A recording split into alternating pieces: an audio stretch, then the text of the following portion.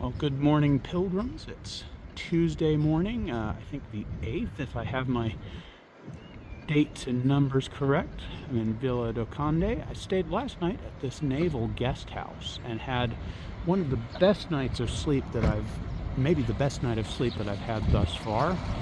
So, yeah, if you're in Vila do Conde, the naval guest house is a definite winner. So, walking to get back on the beach after visiting the tourist office, and we see here in the park they've got a very well done, very attractive Easter setup.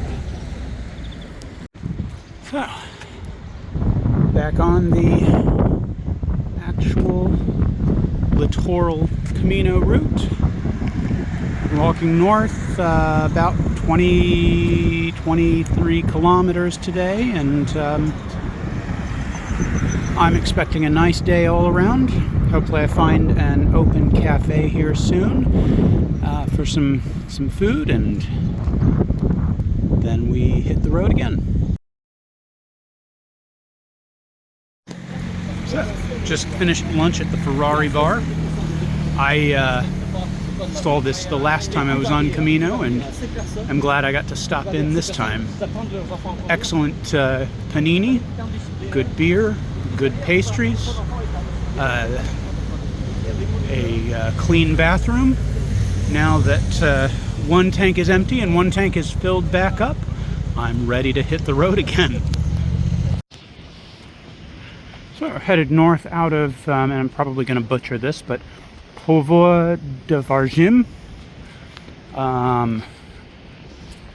This is seems like a pretty big resort town, going back to kind of what I said yesterday about strong, or the day before, about strong San Diego County vibes. Not as big, the buildings aren't as big and garish as in San Diego, but there's definitely something to it. I'm just going to quiet down here for a bit. I think we're about to get back on to some boardwalks in a little bit. Very happily back on the boardwalk. I see what look like fellow peregrinos up ahead. Peregrino, of course, is the Spanish term for pilgrim. So,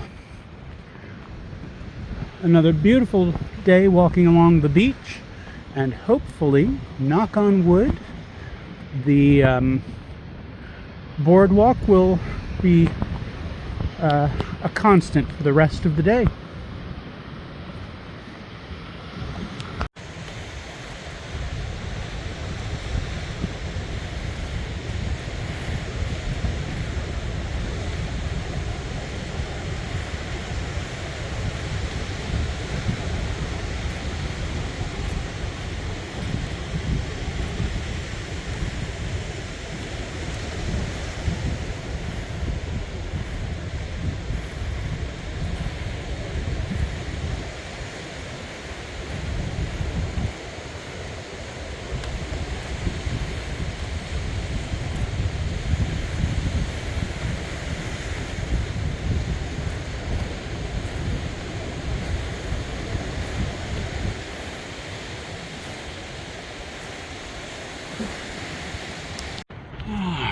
Well, here we are at one of the more well-known spots on the Camino Portugues. The signpost here, as you can see, about 187 kilometers to go to Santiago, although we'll see. I'm still thinking about doing the spiritual variant, which will add a little bit on.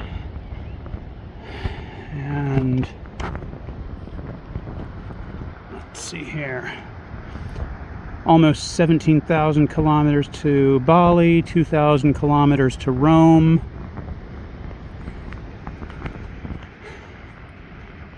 "34 kilometers down to Porto.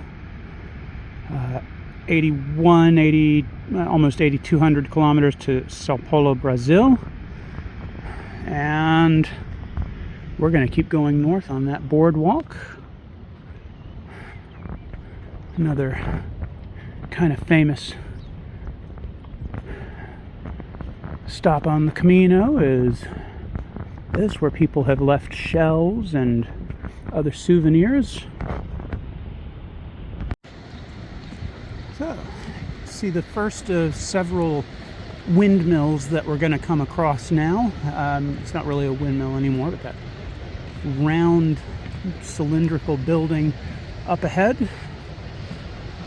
There are a lot of these old windmills that were used, I guess, for grinding wheat or grounding wheat for bread. Some of them have been refurbished into vacation homes, but maybe we'll get a closer look to some that are in better shape as we go. So we're coming up on that windmill, or what used to be a windmill. You can see the stone structure still stands, but the roof has collapsed. But if you were out here and needed some shelter from the elements, you could probably do a little worse.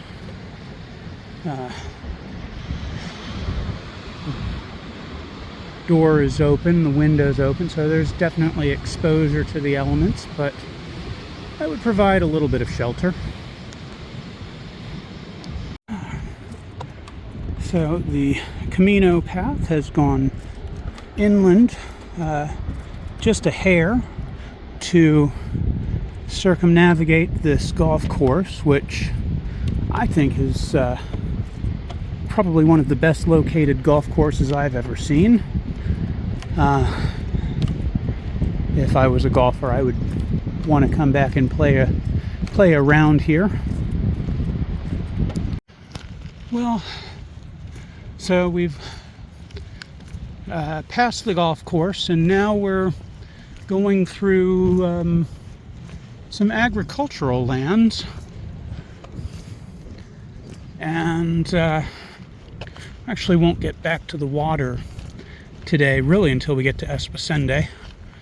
We cross over the river there, the name of which escapes me at the moment, and then I'm staying in an albergue. I think Esposende is really a beach resort town with not too much to do beyond beyond sitting at the beach all day. So I guess the real question for me is, do I take a rest day tomorrow and sit at the beach, get my feet into the healing seawater, or do I push on to Viana do Castelo, which is what I'm leaning towards at the moment? Well, this is a bit of a macabre treat, but I really love these beautiful Catholic cemeteries that you see here in Portugal and Spain and Italy. This is the first really good look at one that I've gotten.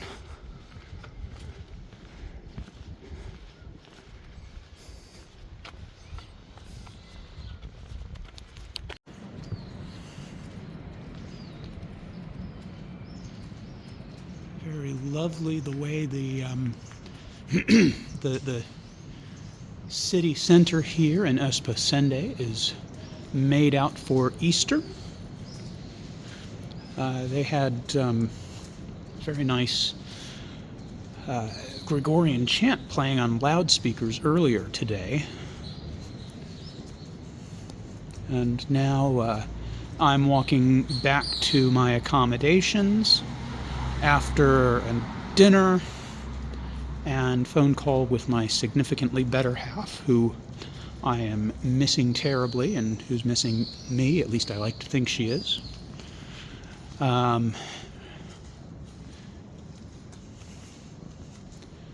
So we are headed this week into Palm Sunday. Next week is Holy Week, ending with Good Friday and then Easter weekend.